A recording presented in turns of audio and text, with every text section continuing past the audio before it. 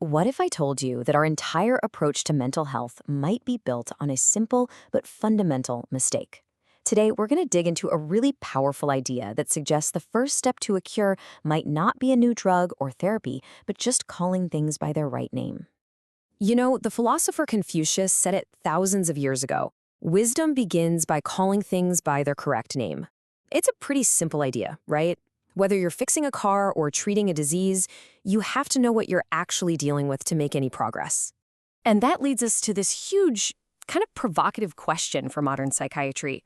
What if the very names we use for mental disorders, like depression or anxiety, are just a little off, but are actually holding us back, preventing us from finding real cures? Let's unpack that. So to really get to the bottom of this, we have to start with the basics. How exactly do we define and diagnose mental illness right now? Well, fundamentally, there are two ways to diagnose any problem. The first way is descriptive. It focuses on the what. It's like you go to your mechanic and you say, hey, my car is making this weird clunking sound.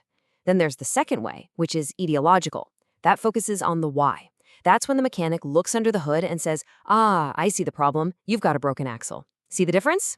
One just describes symptoms, the other gets to the root cause. And you can only really fix the problem when you know the cause.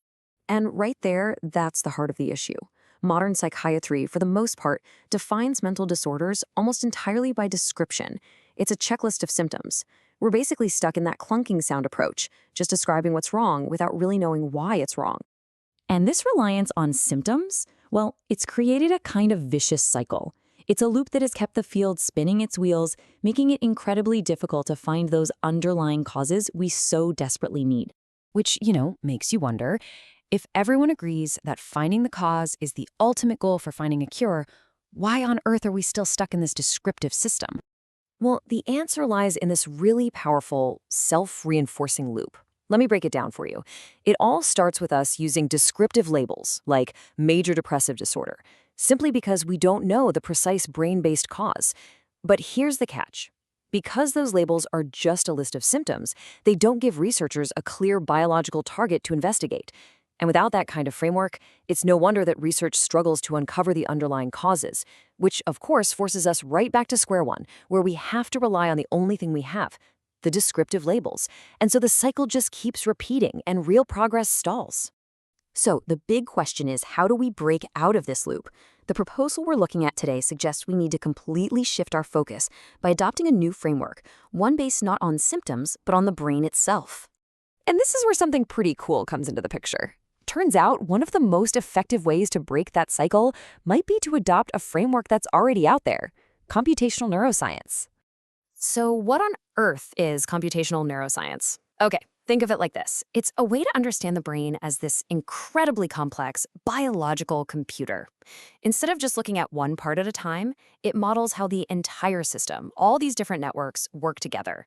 And this approach lets us stop just listing symptoms and start describing the actual mechanisms in the brain that might be going wrong. And when you start looking at it that way, it's a total game changer. Mental disorders are no longer these mysterious collections of feelings and behaviors. Instead, we can see them for what they might actually be: disturbances in the brain's system organization. Basically, they're glitches in the software. Okay, that all sounds great in theory, right? But what does this actually mean when we look at specific disorders? How can we reimagine them through this new computational lens? Let's take anxiety. Instead of just a checklist of symptoms, we can see it as constraint frustration. Imagine you have two different neural networks in your brain with competing goals. One is screaming, run, get away from that danger, while another is saying, hold on, let's stay and figure this out. When those two systems get deadlocked, that conflict creates a kind of processing jam. And that feeling of being stuck, overwhelmed, and pulled in two directions, that is anxiety. Or how about psychosis? Through this lens, we could see it as a problem of pathological disconnection. It's like a city's communication grid going haywire. Messages get lost, they get distorted, or they get sent to the completely wrong place. That's kind of what's happening in the brain. The breakdown in communication between different networks leads to a really distorted perception of reality. It's a network connectivity problem at its core. What about mood disorders, like depression? We could reframe them as maladaptive plasticity. Now, plasticity is just a fancy word for the brain's amazing ability to learn and rewire itself. It's how we adapt. But what happens if it learns the wrong lessons? In depression, you could say the brain gets stuck in a negative feedback loop. It keeps strengthening the pathways for negative thoughts until those become the default, making it harder and harder to adapt in a healthy way. And you can even apply this to something as complex as personality disorders.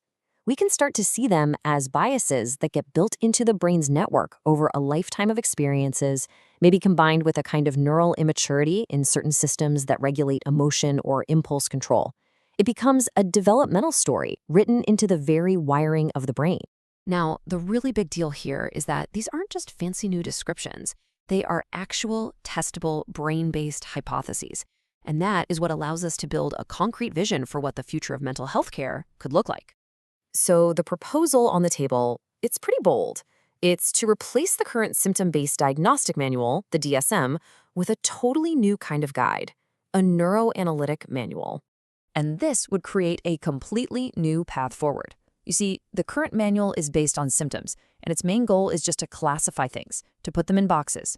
The proposed neuroanalytic manual would be based on testable, brain-based hypotheses, with the ultimate goal of driving research toward uncovering the true causes. It would be a monumental shift from just naming the problem to actively trying to solve it. It's about creating a roadmap to find treatments that target the actual system error, not just trying to manage the symptoms. And that brings us right back to where we started, doesn't it? If we can start calling these conditions by names that actually reflect their true underlying neural mechanisms, maybe then we can finally start to gain some real wisdom about them. Which leaves us with a final, really powerful question. This isn't just an academic debate about words. This is about a new direction and maybe a new hope. Could something as simple as renaming an illness truly be the first and most critical step on the path to a cure?